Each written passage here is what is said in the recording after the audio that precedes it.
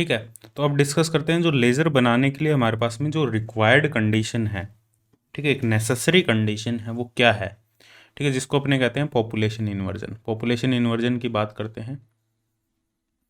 Population inversion नाम से ही clear है, पॉपुलेशन इन्वर्जन। देखो पॉपुलेशन इन्वर्जन क्या है, लेट्स से हमारे पास में n2 number of particle upper level में, n1 number of particle lower level में है, और n2 की जो संख्या है वो n1 से कम है एट फाइनाइट टेम्परेचर, ठीक है, किसी फिक्स टेम्परेचर पे, किसी फाइनाइट टेम्परेचर पे n2 की वैल्यू है वो n1 से कम है। और n2, और हमें पता है जो स्पॉन्टेनियस एमिशन है वो एक तो किस पे डिपेंड करता है, जो रेट ऑफ स्पॉन्टेनियस एमिशन है। अब यहाँ पे दो पॉसिबिलिटी हो सकती है, यदि अपने एक तो स्पॉन्टेनियस एमिशन की हमने बात की कि विजिबल रेंज में, कि अपने जो स्पॉन्टेनियस एमिशन है, विजिबल लाइट की बात करें तो हम कह सकते हैं जो स्पॉन्टेनियस एमिशन और जो स्टिमुलेटेड एमिशन है, दोनों में से जो स्पॉन्टेनियस एमिशन है उसकी प्रोबेबिलिटी है वो ज़्यादा होगी। और टेम्परेचर बढ़ा के अपने कह सकते हैं भाई थोड़ा बहुत अपने स्टिमुलेटेड एमिशन की प्रोबेबिलिटी को बढ़ा सकते हैं, बहुत ज़्यादा नहीं बढ़ा सकते, थोड़ा बहुत अपने बढ़ा सकते हैं, ठीक है, स्टिमुलेटेड एमिशन की प्रोबेबिलिटी को। लेकिन यहाँ पे एक दिक्कत और भी है, एक दिक्कत ये है कि स्टिमुलेटेड एमिशन और स्टिमुलेटेड एब्जॉर्प्शन, ठीक है, दोनों में भी एक चक्कर है कि स्टिमुलेटेड एमिशन की प्रोबेबिलिटी ज़्यादा होगी या स्टिमुलेटेड एब्जॉर्प्शन की प्रोबेबिलिटी ज़्यादा होगी। अब ये डिपेंड करता है नंबर ऑफ पार्टिकल पे, ये भी एक दिक्कत है, बड़ी दिक्कत है। चलो ये दिक्कत तो अपने सॉल्व कर लेंगे, वो ये दिक्कत, ये जो दिक्कत है इसको सॉल्व करना बहुत बड़ा टास्क नहीं है, कि जो स्टिमुलेटेड एमिशन की जो प्रोबेबिलिटी है वो स्पॉन्टेनियस एमिशन की प्रोबेबिलिटी के कंपैरिजन में कैसे अपने लार्ज करें, वो दिक्कत वो सॉल्व कर लेंगे बाय रेजोनेटर कैविटी। कैसे सॉल्व करेंगे, रेजोनेटर कैविटी। अब ये क्या है रेजोनेटर कैविटी, वो आगे डिस्कस करेंगे कि रेजोनेटर कैविटी की हेल्प से इस प्रॉब्लम को कैसे सॉल्व करें। लेकिन एक प्रॉब्लम और है, जब अपने लाइट इंसिडेंट करते हैं तो यहाँ पे दोनों फिनोमिना हो सकते हैं, एक अब्जॉर्प्शन भी हो सकता है, स्टिमुलेटेड अब्जॉर्प्शन भी हो सकता है, स्टिमुलेटेड अब्जॉर्प्शन, और एक स्टिमुलेटेड एमिशन भी हो सकता है, दोनों फिनोमिना हो सकते हैं। और स्टिमुलेटेड एब्जॉर्प्शन और एमिशन दोनों का जो रेट है वो अलग अलग है। Rate of stimulated absorption depend कर रहा है n1 पे, rate of stimulated emission depend कर रहा है n2 पे, और n2 की वैल्यू n1 से कम है। इसका मतलब जो स्टिमुलेटेड एब्जॉर्प्शन की जो प्रोबेबिलिटी है, स्टिमुलेटेड एब्जॉर्प्शन की जो प्रोबेबिलिटी है which is much greater than probability of stimulated emission. तो इस प्रॉब्लम को कैसे ख़त्म करें, तो स्टिमुलेटेड एब्जॉर्प्शन ज़्यादा हो रहा है, स्टिमुलेटेड एमिशन कम हो रहा है, नंबर ऑफ पार्टिकल नीचे ज़्यादा है, तो इसको ख़त्म करने के लिए क्या करना पड़ेगा, we have to increase the number of particle in excited state. हमें क्या करना पड़ेगा, हायर एक्साइटेड स्टेट में नंबर ऑफ पार्टिकल की संख्या बढ़ानी पड़ेगी, नहीं तो एमिशन ज़्यादा होता रहेगा, एब्जॉर्प्शन ज़्यादा होता रहेगा, एमिशन होगा ही नहीं। तो इसके लिए हमें क्या करना पड़ेगा, n2 की वैल्यू को n1 से ज़्यादा करना पड़ेगा, and this condition is known as population inversion, कि हायर लेवल में जो नंबर ऑफ पार्टिकल है वो लोअर लेवल से ज़्यादा हो जाए, इसे अपने कहते हैं पॉपुलेशन इन्वर्जन। इन्वर्जन मतलब रिवर्स कर दिया, पहले लोअर लेवल में ज़्यादा थे, हायर में कम थे, अब हायर में ज़्यादा होंगे, लोअर में कम होंगे। लेकिन ऐसा टू लेवल में पॉसिबल नहीं है according to Maxwell Boltzmann distribution. Let's say हमारे पास में यहाँ पे हमारे पास में लेट्स से जो टोटल नंबर ऑफ पार्टिकल है हमारे पास में, लेट्स से वो 100 है, 100 में से लेट्स से हमारे पास में 80 पार्टिकल यहाँ पे है, 20 पार्टिकल यहाँ पे इनिशियल केस में, ठीक है, किसी एक फिक्स फाइनाइट टेम्परेचर पे, और हमें पता है जो नंबर ऑफ पार्टिकल होते हैं n2 वो होते हैं n0 e की पावर माइनस e बाई के बी टी, ये होता है मैक्सवेल बोल्ट्जमान डिस्ट्रीब्यूशन से। E2 बाई के बी टी लिख दो, या n1 है हमारे पास में n0 e की पावर माइनस E1 बाई के बी टी, टेम्परेचर पे डिपेंड करते हैं ये, ठीक है, और एनर्जी पे डिपेंड करते हैं, लेवल एनर्जी क्या है। अब यदि अपने बात करें यहाँ पे, ठीक है, और यदि अपने यहाँ पे टेम्परेचर को हम कह सकते हैं n0 की संख्या 100 है। देखो n0 ऐसे मत समझो यहाँ पे जो एन नोट है वो हम एन नोट को देखो ये है जैसे हमारे पास में एन नोट को ऐसे मत समझो भाई n naught N1 plus N2 है। लग से हमारे पास में ये एक यहाँ पे मैं कंडीशन बताता हूँ तुम्हें, समझने की कोशिश करना है इसको। N1 यहाँ पार्टिकल, N2 यहाँ पे, तो जो N1 है वो है एन नॉट ई की पावर माइनस E1 बाई के बी टी, N2 है एन नॉट ई की पावर माइनस E2 बाई के बी टी। यहाँ पे जो एन नॉट है वो ये रिप्रेजेंट करता है कि मैक्सिमम पार्टिकल इसमें कितने फिल हो सकते हैं इस फर्स्ट लेवल के अंदर, और उसमें से इसमें फिल कितने अभी हुए हैं, इस फिक्स टेम्परेचर पे कितने हैं और कितने हो सकते हैं, कितने हो सकते हैं वो एन नॉट है।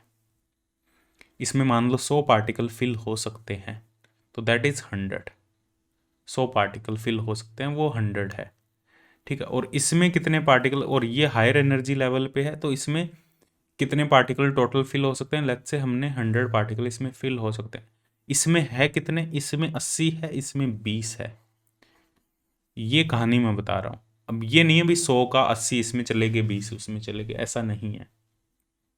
इसमें 100 आ सकते हैं तो हमने 80 ही भरे हैं, और उसमें 100 आ सकते हैं लेकिन हमने 20 ही भरे हैं क्योंकि उसकी एनर्जी ज़्यादा है, और लगभग ऐसे पार्टिकल नहीं होंगे हमारे पास में जिसकी एनर्जी ज़्यादा होगी, ठीक है।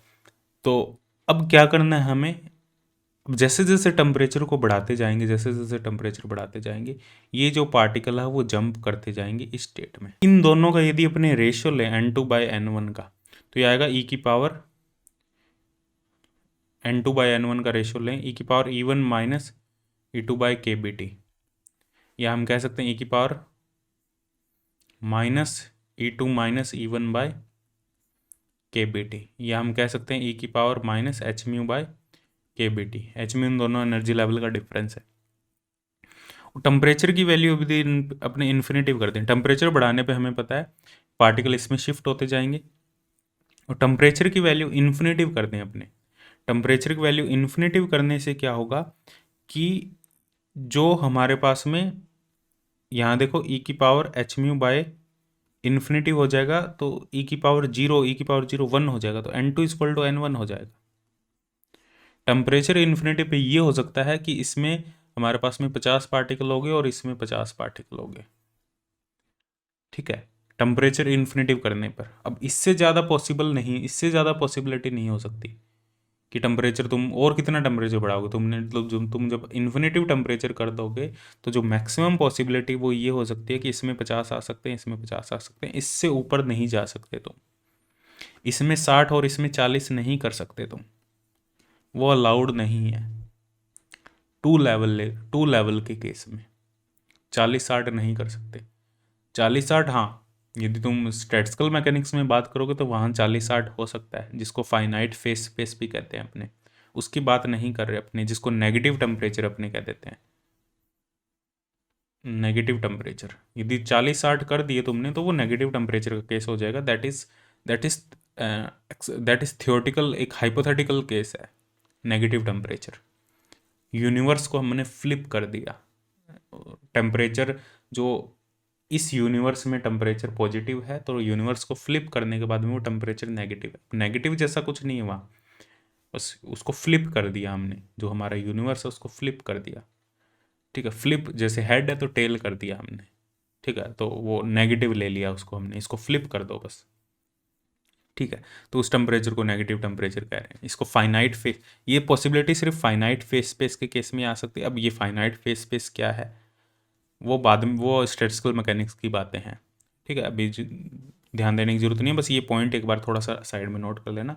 जब स्टैटिस्टिकल मैकेनिक्स पढ़ेंगे वहाँ मैं क्लियर करूँगा। फाइनाइट फेस स्पेस के केस में नेगेटिव टेम्परेचर होता है, इन्फिनाइट फेस स्पेस होता है तो टेम्परेचर कभी नेगेटिव नहीं हो सकता, टेम्परेचर की वैल्यू हमेशा पॉजिटिव होगी, ठीक है। तो इन्फिनाइट फेस स्पेस का मतलब नंबर ऑफ लेवल इन्फिनेटिव है, फाइनाइट फेस स्पेस का मतलब नंबर ऑफ लेवल फिक्स है, ठीक है, फिक्स नंबर ऑफ लेवल है, फाइनाइट लेवल है, ठीक है। तो हम कह सकते हैं कि टेम्परेचर इन्फिनेटिव करने के बावजूद भी जो नंबर ऑफ एटम है वो हायर लेवल में लोअर लेवल से मैक्सिमम नहीं हो सकते, लोअर लेवल से ज़्यादा नहीं हो सकते।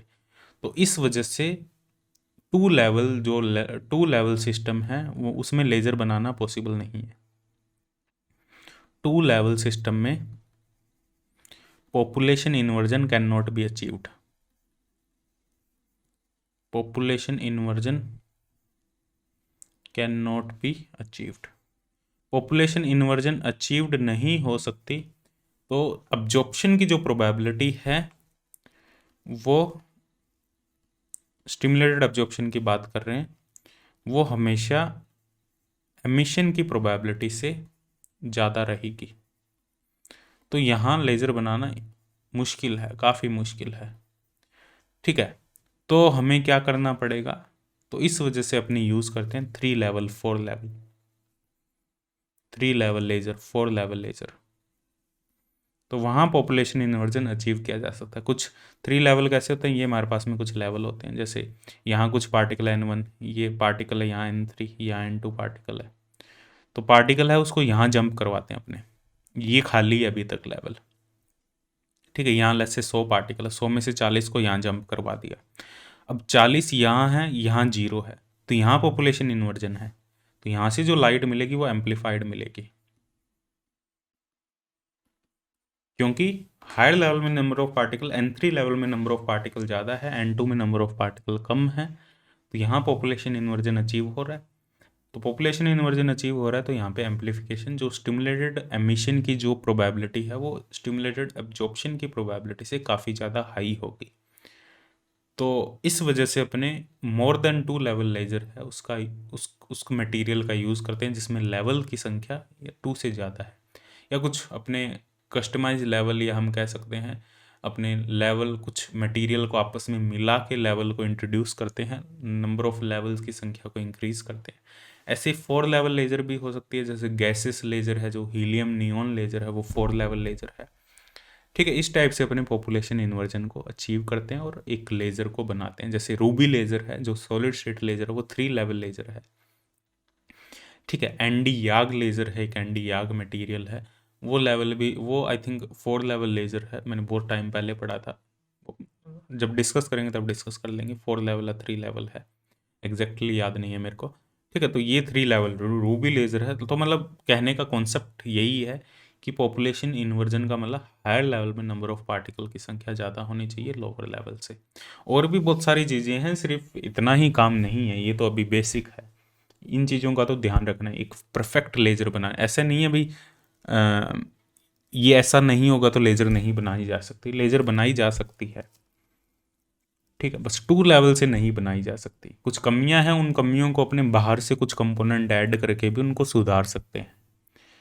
ठीक है, जैसे स्टिमुलेटेड एमिशन को एम्पलीफाई, स्टिमुलेटेड एमिशन की प्रोबेबिलिटी तो बढ़ानी है, वो कैसे भी बढ़ाई जा सकती है, लेकिन हर चीज़ की एक लिमिट है, एक लिमिट से ज़्यादा नहीं कर सकते। बाहर से जो कंपोनेंट लगा रहे हैं उनकी भी एक लिमिट है, एक लिमिट से ज़्यादा नहीं कर सकते, और कुछ ड्रॉबैक्स भी है।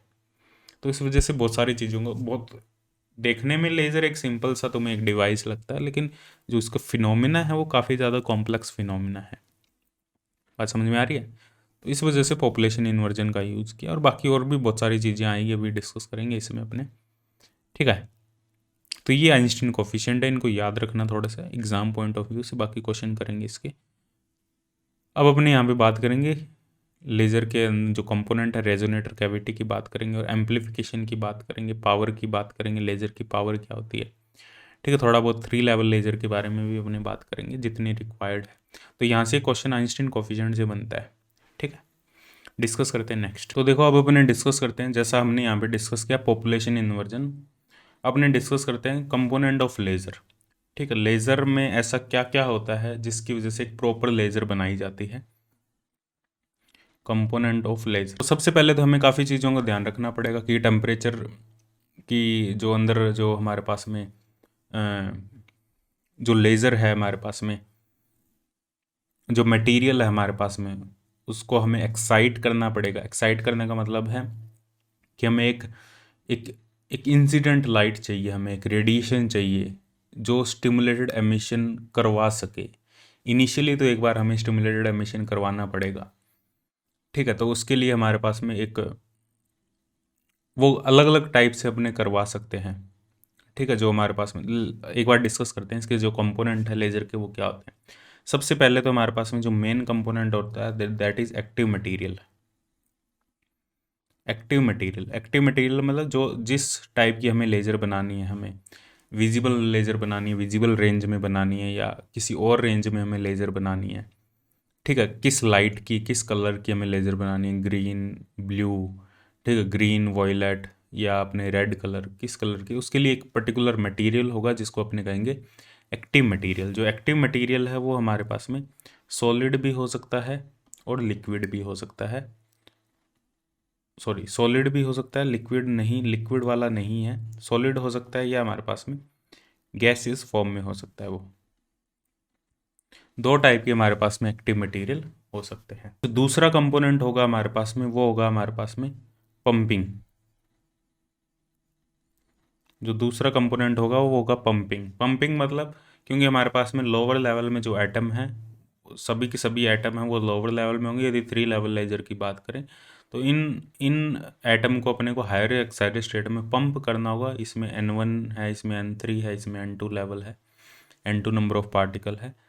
तो हमारे पास में जो पंपिंग है वो मतलब जो ग्राउंड स्टेट में जो पार्टिकल है, ठीक है, उनको एक्साइटेड स्टेट में पहुंचाना। उसके बाद में एक पॉपुलेशन इन्वर्जन यहाँ पे क्रिएट होगा जिसकी वजह से हमें एक एम्पलीफिकेशन मिलेगा, ठीक है। इस प्रोसेस को अपने कहते हैं पंपिंग। अब पंपिंग अलग अलग टाइप से की जा सकती है। सॉलिड स्टेट लेज़र की बात करें तो सॉलिड स्टेट लेज़र में जो पंपिंग है वो एक लैंप से की जाती है, एक आर्क लैंप से की जाती है, एक फ्लैश लैंप से की जाती है। फ्लैश लैंप, कैसे फ्लैश लैंप का यूज़ करते हैं उसके बारे में डिस्कस करेंगे।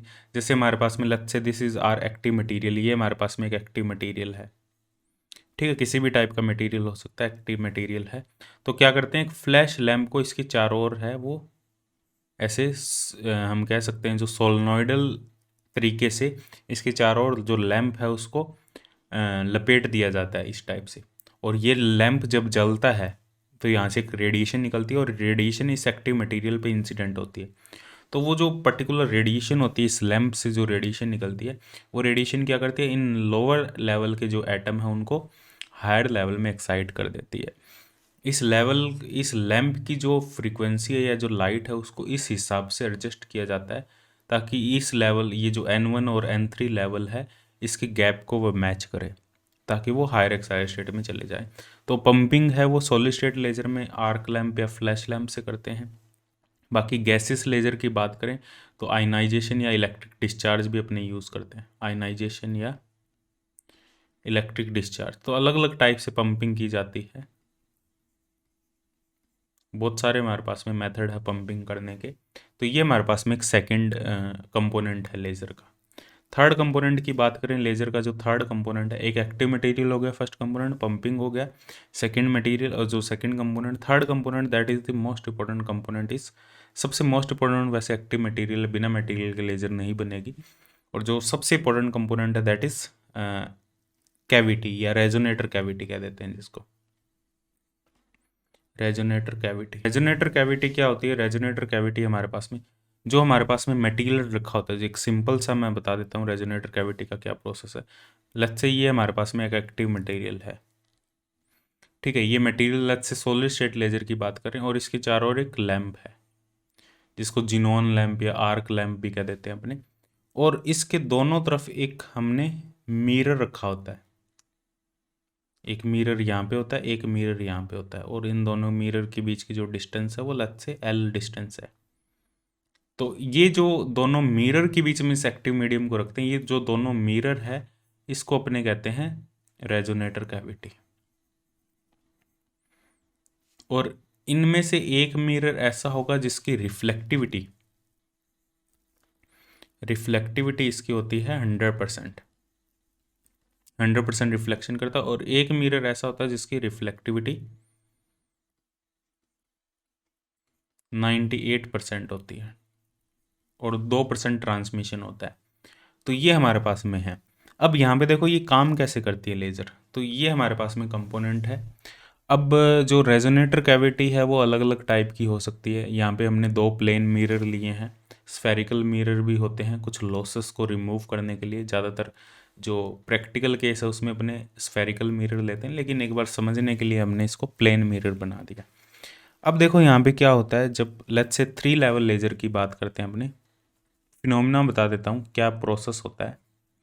3 लेवल, इसका फिर अपने मैथमेटिकल डेरिवेशन भी करेंगे कि जो एम्प्लीफिकेशन होता है लेज़र के अंदर उसके लिए रिक्वायर्ड कंडीशन क्या है। सभी चीज़ों को, सभी ऑप्टिकल कंपोनेंट को, रेजोनेटर कैविटी को, सभी को कंसीडर करते हुए अपने एक थ्रेशोल्ड कंडीशन कैलकुलेट करेंगे कि हमारे पास में जो पंपिंग पावर है वो कितनी होनी चाहिए, और क्या हमारे पास में एक मिनिमम रिक्वायर्ड कंडीशन होनी चाहिए जिसमें लेज़र हमारी है वो वर्क कर सके। वो एक मैथमेटिकल अपने डेरिवेशन करेंगे। ठीक है, थ्रेशोल्ड कंडीशन कैलकुलेट करेंगे। तो यहाँ पे हमारे पास में जो 3 लेवल लेज़र की बात करें तो इसमें एक लोअर लेवल होगा, एक अपर लेवल होगा, एक बीच में लेवल होगा।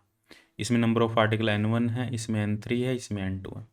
तो क्या होगा, जैसे ही अपने यहाँ पे पंपिंग करेंगे, एक जिनोन, ये जो लैंप है हमारे पास में, इस लैंप को ऑन करेंगे तो जो अंदर मटेरियल, ये मटेरियल के लेवल है, जो हमने एक्टिव मटेरियल रखा हुआ है अंदर, उसके लेवल से। तो लैंप को जैसे ही ऑन करेंगे तो जो नंबर ऑफ पार्टिकल है वो, जो यहाँ नंबर ऑफ पार्टिकल थे, लेट्स से हमारे पास में 100 पार्टिकल थे, 100 में से काफ़ी पार्टिकल है वो यहाँ जंप कर जाएंगे, क्योंकि लैंप की जो फ्रीक्वेंसी होगी वो कुछ इसी टाइप से होगी कि N1 और N3 जो लेवल है इन दोनों के गैप की फ्रीक्वेंसी से मैच करेगी। ठीक है, तो N3 लेवल में जो 3 लेवल है यहाँ पे नंबर ऑफ पार्टिकल है वो काफ़ी इंक्रीज कर जाएंगे, और N2 में नंबर ऑफ पार्टिकल है वो काफ़ी ज़्यादा कम है। तो यहाँ पे एक पॉपुलेशन इन्वर्जन है वो क्रिएट हो जाएगा जब ये पार्टिकल है N3 और N2 के बीच का जो गैप है, ठीक है, वो हमारे पास में वो गैप इन दोनों N1 और N3 के गैप के से काफ़ी कम है। अब यहाँ से सबसे पहले देखो क्या होगा, यहाँ पे सबसे पहले क्या होगा, N3 से एक पार्टिकल आएगा, एक पार्टिकल आके क्या करेगा, वो N2 में जाएगा, और यहाँ पे होगा स्पॉन्टेनियस एमिशन, स्पॉन्टेनियस एमिशन। यहाँ स्पॉन्टेनियस एमिशन होगा हमारे पास में सबसे पहले। स्पॉन्टेनियस एमिशन मतलब अपने आप एक पार्टिकल आएगा, स्पॉन्टेनियस एमिशन होगा तो यहाँ पे एक फ्रीक्वेंसी हमारे पास में एक लाइट एमिट होगी। अब ये जो फोटोन एमिट होगा स्पॉन्टेनियस एमिशन से, ये क्या करेगा, ये स्टिमुलेटेड एमिशन करेगा, स्टिमुलेटेड एमिशन को ये स्टार्ट करेगा, क्योंकि दोनों का गैप सेम है ना। जो स्पॉन्टेनियस एमिशन से जो फोटोन निकला उसका गैप किसके इक्वल है, N3 और N2 के बीच का जो एनर्जी लेवल है उसके इक्वल है। तो स्पॉन्टेनियस एमिशन जो हुआ वो अब क्या करेगा, वो सेम फोटोन क्या करेगा, लेट्स से वो फोटोन निकल गया, अब वो फोटोन निकलने के बाद में वो किधर जाएगा, इधर जाएगा, इधर जाके वापस टकरा के आएगा मिरर से। रिफ्लेक्टिविटी है मिरर की, तो वापस टकरा के आएगा, वापस टकरा के आएगा, और वापस जब टकरा के आएगा तो ये जो ऊपर बैठे हुए जो पार्टिकल है इनको स्टिमुलेटेड एमिशन करवाएगा वो। तो और फोटोन रिलीज होंगे, और फोटोन रिलीज होंगे, तो इधर बहुत सारे, लेट्स से इधर से एक फोटोन आ रहा था, इधर 2 फोटोन हो जाएंगे, एक स्टिमुलेटेड एमिशन हो जाएगा।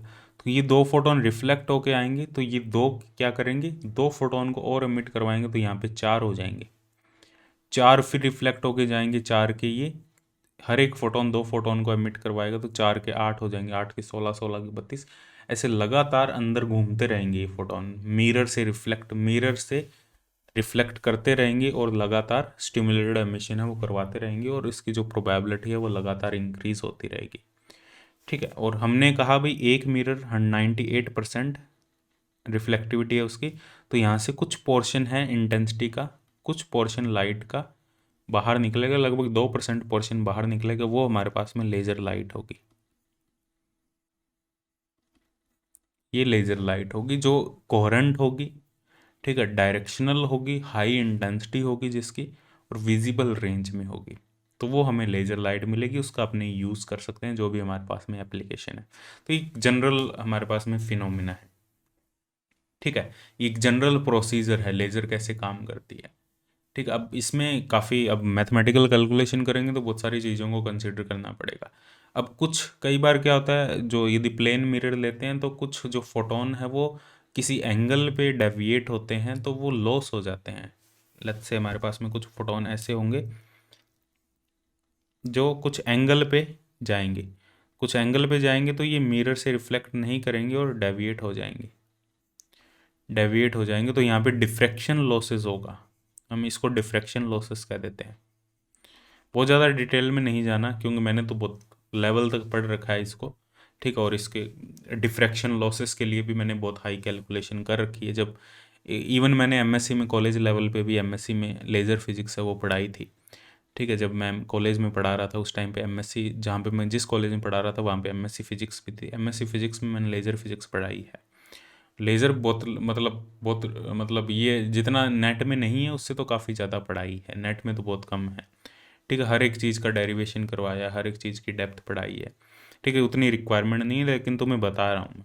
तो यहाँ पे डिफ्रैक्शन लॉसेस होंगे, इनको कम करने के लिए जो हमारे पास में जो कैविटी है उसको प्लेन ना रख के अपने कैसे रखेंगे, उनको स्फेरिकल कैविटी रखेंगे, इस टाइप की स्फेरिकल कैविटी होगी। तो यहाँ पे जो डिफ्रैक्शन लॉस है वो बहुत ज़्यादा कम हो जाएंगे। ठीक है। तो इस वजह से स्फेरिकल कैविटी का यहाँ पे यूज़ किया जाता है। और सेम हमारे पास में ऐसे ही हमारे पास में एक लेज़र होगी जिसको कहेंगे, अब यहाँ पे इस लेज़र में हमें जो पल्सेस मिलेगी, इस लेज़र से हमें जो लेज़र लाइट मिलेगी वो पल्स फॉर्म में होगी। 3 लेवल लेज़र से जो लेज़र लाइट मिलती है हमें, इन 3 लेवल लेज़र, वो किस फॉर्म में होती है? पल्स फॉर्म में होती है। पल्स फॉर्म में क्यों होती है उसका भी रीज़न है। पल्स फॉर्म में इस वजह से होती है क्योंकि ये जो पॉपुलेशन इन्वर्जन हम कह रहे हैं कि देखो यहाँ पे क्या हो रहा है, N1 से पार्टिकल N3 में जा रहे हैं, N3 से पार्टिकल N2 में जा रहे हैं, N2 से फटाफट पार्टिकल N1 में आ जाएंगे। तो ये जो पॉपुलेशन इन्वर्जन है ये बना नहीं रहेगा। ठीक है। अब यहाँ पे पार्टिकल लेट्स से 50 थे, 50 में से 20 पार्टिकल यहाँ आ गए, इस 20 में से लेट्स से हमारे पास में ये जो पार्टिकल है 10 पार्टिकल यहाँ आ गए, तो यहाँ तो 10 बचे हमारे पास में। ठीक है। धीरे धीरे ये पार्टिकल 20 के 20 यहाँ आ जाएंगे। ठीक है। 20 के 20 पार्टिकल यहाँ आ जाएंगे, तो यहाँ पे पॉपुलेशन इन्वर्जन, या हम कह सकते हैं 20 में से 15 पार्टिकल यहाँ आ गए, यहाँ 5 ही रह गए हमारे पास में। ठीक है। तो यहाँ पे एक बार तो हमें लाइट मिल गई, एक पल्स हमें मिल गई, लेज़र पल्स जिसे कहेंगे। फिर जब तक यहाँ पॉपुलेशन इन्वर्जन दोबारा नहीं क्रिएट होगा, मतलब यहाँ पे पार्टिकल N3 में जो पार्टिकल N2 से ज़्यादा नहीं होंगे, तब तक हमें वेट करना पड़ेगा, तब तक जो हमें पल्स नहीं मिलेगी। फिर जब ये ऐसा पॉपुलेशन इन्वर्जन क्रिएट हो जाएगा तो हमें एक और पल्स मिलेगी। तो लेज़र है वो पल्स की फॉर्म में हमें ऐसे देखने को मिलेगी 3 लेवल में। ठीक है। तो 3 लेवल में जो लेज़र है हमें वो पल्स फॉर्म में मिलेगी। लेकिन 4 लेवल की बात करें, कई जगह तो हमें 4 लेवल भी देखने को मिलेगा, वहाँ पे जो पॉपुलेशन इन्वर्जन है वो हमेशा बना रहेगा। तो ये 4 लेवल लेज़र है, जिसको हीलियम नियॉन लेज़र भी कह देते हैं। इसका एक एग्जांपल है हीलियम नियॉन लेज़र, जो 4 लेवल लेज़र है, बहुत ज़्यादा डेप्थ में नहीं जा रहे। ठीक है। यहाँ हमेशा पॉपुलेशन इन्वर्जन बना रहेगा, और यहाँ पे जो हमें लेज़र लाइट मिलेगी वो किस फॉर्म में मिलेगी? वो कंटिन्यूस फॉर्म में मिलेगी, पल्सिस फॉर्म में नहीं मिलेगी, कंटिन्यूस फॉर्म में मिलेगी। 3 लेवल लेज़र में जो हमें लेज़र लाइट मिलेगी वो पल्सिस फॉर्म में मिलेगी, और जो 4th level laser, 4 level laser है, उसमें जो हमें लाइट मिलेगी वो कंटिन्यूस फॉर्म में मिलेगी। ठीक है। क्योंकि वहाँ पे पॉपुलेशन इन्वर्जन हमेशा बना रहेगा, वहाँ बना नहीं रहेगा, 3 लेवल में बना नहीं रहेगा। तो जब तक बना, जितने टाइम के लिए नहीं बना रहेगा उतने टाइम के लिए हमें पल्स नहीं मिलेगी। जब तक बना रहेगा तो उस टाइम के लिए, जितने टाइम के लिए बना रहेगा उतने टाइम के लिए हमें पल्स वहाँ मिलती रहेगी। ठीक है। अब 4 लेवल में भी एग्जैक्टली करेक्ट पल्स नहीं मिलेगी, कुछ जगह तुम्हें स्पाइक्स देखने को मिलेंगे, वो एग्जैक्ट नहीं है ऐसा। ठीक है, कि एग्जैक्ट वैसा का वैसा ही हमें मिलेगा, क्योंकि ऊपर नीचे होते रहेगी, इंटेंसिटी कम ज़्यादा होती रहेगी। ठीक है। एग्जैक्ट जो पल्स मिलेगी वो ऐसा नहीं है भी एकदम आइडियल पल्स मिलेगी, ऐसा कुछ नहीं है। ठीक है। तो ये हमारे पास में कुछ इंपॉर्टेंट पॉइंट्स थे।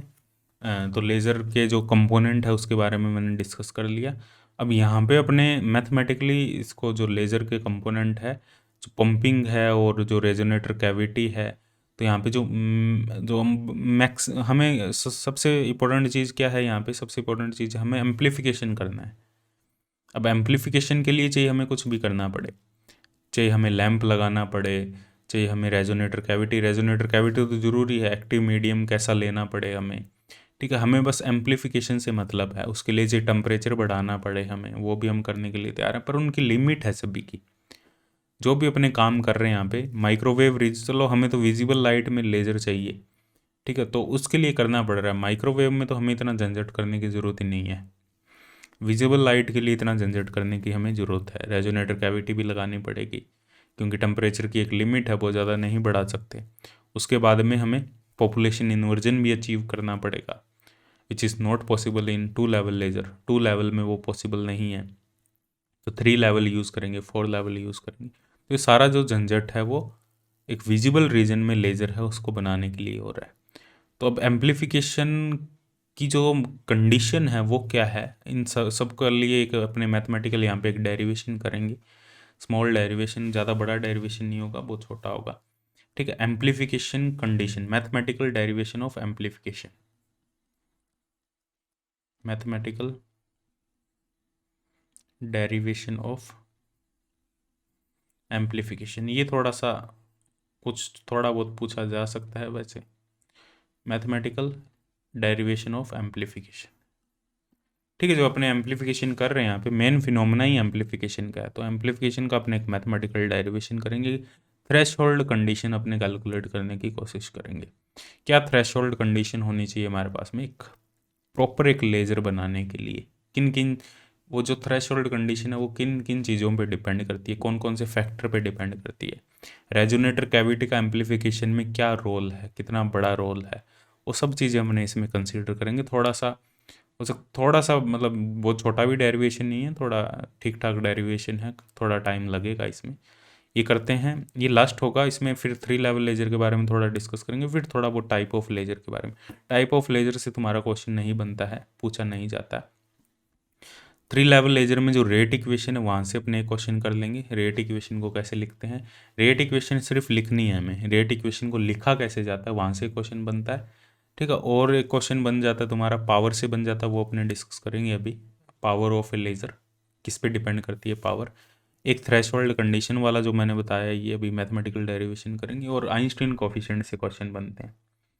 ठीक है, बाकी अलग से क्वेश्चन करेंगे इसके पीवाई की, तो आइडिया लग जाएगा तुम्हें। तो देखो डिस्कस करते हैं मैथमेटिकल डेरिवेशन फॉर एम्पलीफिकेशन। अब इसके लिए देखो हमें क्या करना होगा, सबसे पहले एम्पलीफिकेशन डेरिवेशन मतलब हम क्या डिस्कस कर रहे हैं, जो हमारे पास में एम्पलीफिकेशन है वो किस पे डिपेंड करता है। ठीक है, उस चीज़ के बारे में हमने डिस्कस कर रहे हैं। अब देखो सबसे पहले यहाँ पे हमें ये डेरिवेशन स्टार्ट करने से पहले हमें देखना होगा कि जो एम्पलीफिकेशन है वो स्टार्ट कैसे होता है। एम्पलीफिकेशन स्टार्ट होता है by spontaneous emission. Spontaneous emission, spontaneous emission होगा, स्पॉन्टेनियस एमिशन स्टिमुलेटेड एमिशन करेगा। अब जो स्पॉन्टेनियस एमिशन होता है और वो स्टिमुलेटेड एमिशन करता है, 3 लेवल लेजर की हमने बात की, हायर एक्साइटेड स्टेट में पार्टिकल जाएंगे, एक बार तो एक पार्टिकल को लौटना पड़ेगा ताकि एक फोटोन रिलीज हो सके, वो फोटोन फर्दर स्टिमुलेटेड एमिशन करेगा। ठीक है, फिर एम्पलीफिकेशन होगा। तो spontaneous emission in general monochromatic नहीं होता। हमने यहाँ क्या कहा था कि जो स्पॉन्टेनियस एमिशन है वो एक फिक्स फ्रीक्वेंसी का फोटोन होगा, लेकिन इन जनरल देखा जाए तो जो स्पॉन्टेनियस एमिशन है वो मोनोक्रोमेटिक नहीं होता। जैसे अपने 3 लेवल लेजर की बात कर रहे थे, ठीक है, इसमें N1 लेवल था, इसमें N3 था, यहाँ N2 था। तो ये जो स्पॉन्टेनियस एमिशन हो रहा है, स्पॉन्टेनियस एमिशन, ये मोनोक्रोमेटिक नहीं है। क्यों नहीं है मोनोक्रोमेटिक?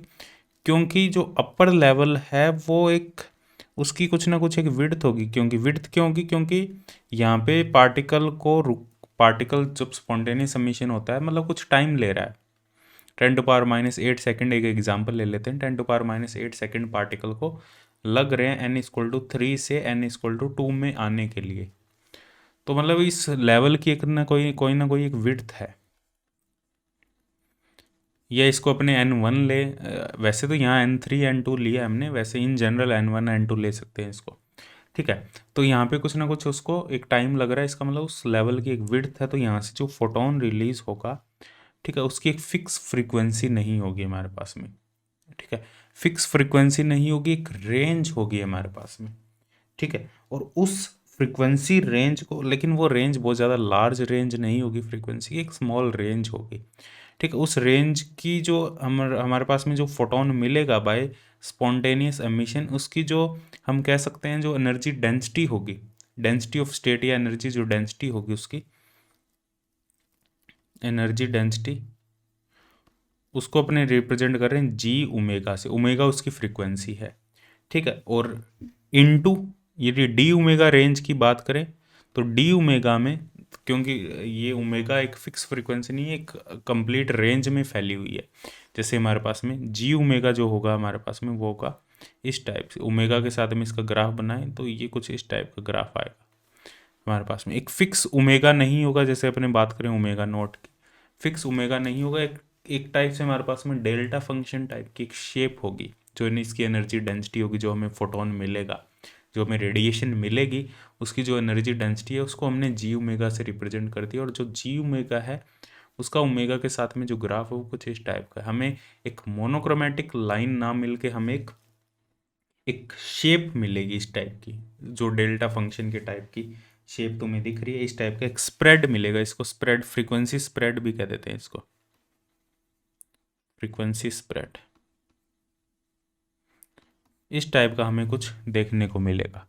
अब ये जब इंटरेक्ट करेगा, ठीक है, पार्टिकल के साथ में, अब चाहे अब्जॉर्प्शन हो चाहे एमिशन हो, दोनों से के साथ में इंटरेक्ट करेगा।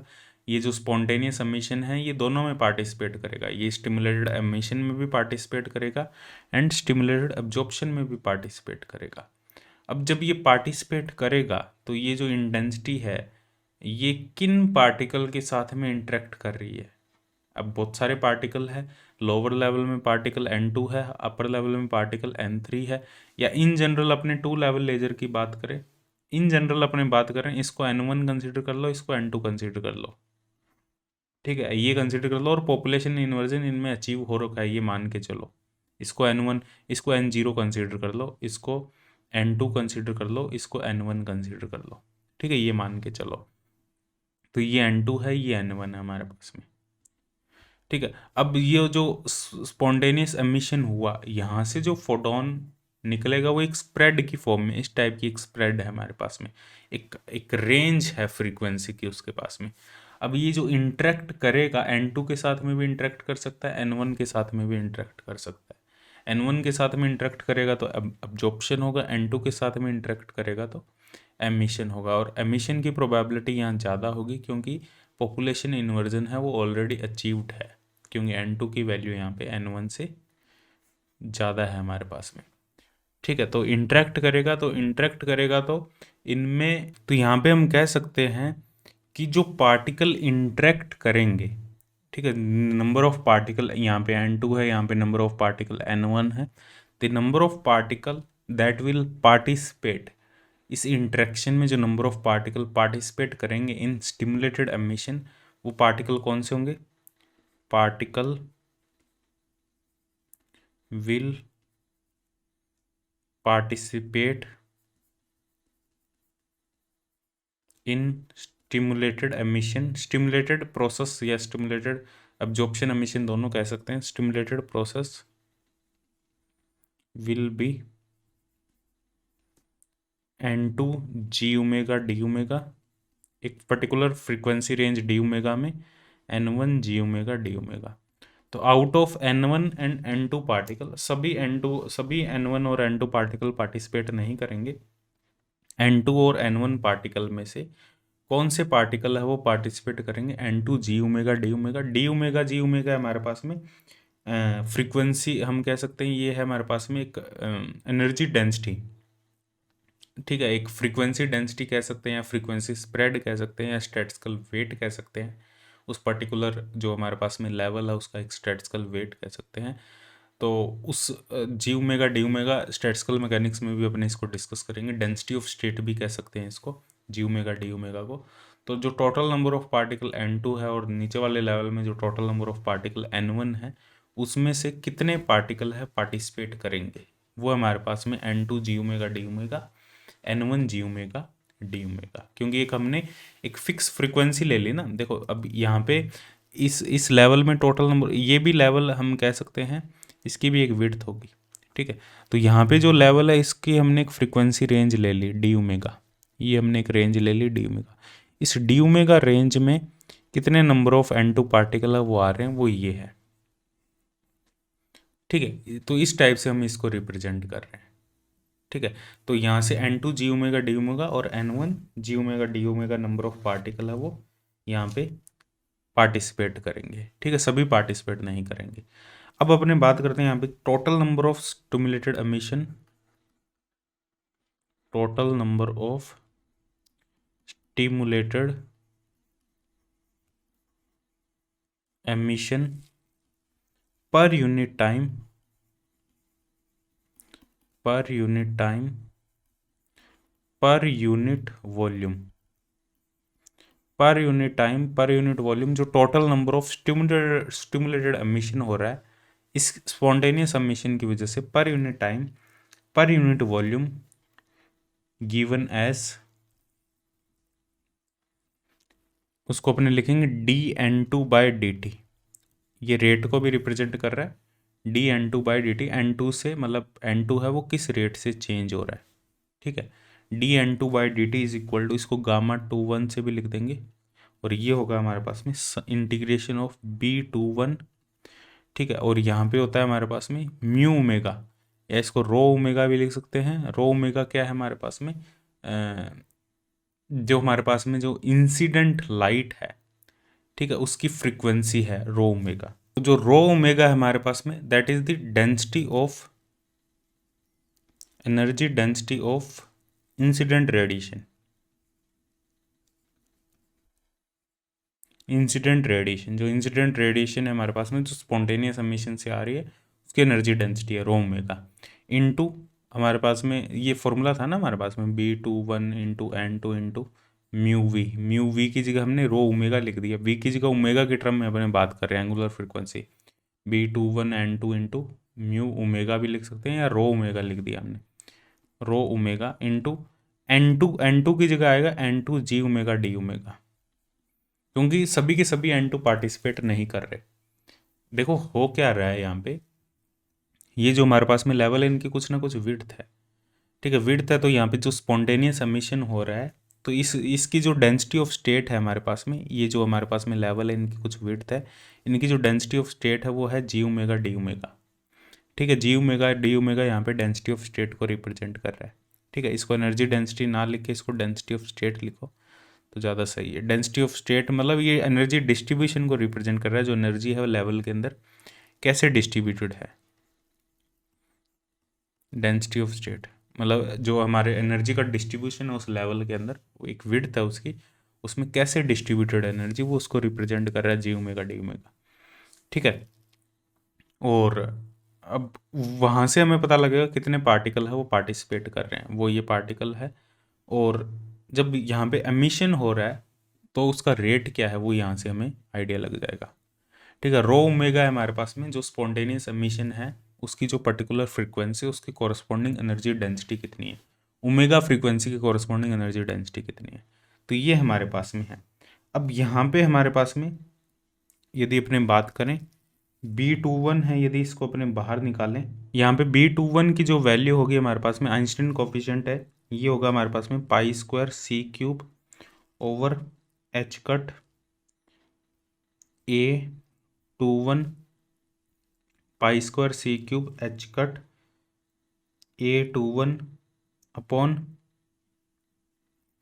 यहाँ देख सकते हो हमने निकाला था ना A21 हमने कैलकुलेट किया था कितना था, तो ये आएगा हमारे पास में π² C³ H ओमेगा क्यूब। ठीक है, इंटू A21। और कई बार यहाँ पे एक हमारे पास में N0³ भी लिख दिया जाता है। N0³ यहाँ पे रिफ्रैक्टिव इंडेक्स को रिप्रेजेंट करता है, मीडियम का रिफ्रैक्टिव इंडेक्स, और इसकी वैल्यू ज़्यादातर 1 नहीं होती है एयर के लिए, रिफ्रैक्टिव इंडेक्स को ही रिप्रेजेंट करता है किस मीडियम में हमने जो मटेरियल है उसको रखा है। ठीक है, वो N0³ साथ में आ जाता है।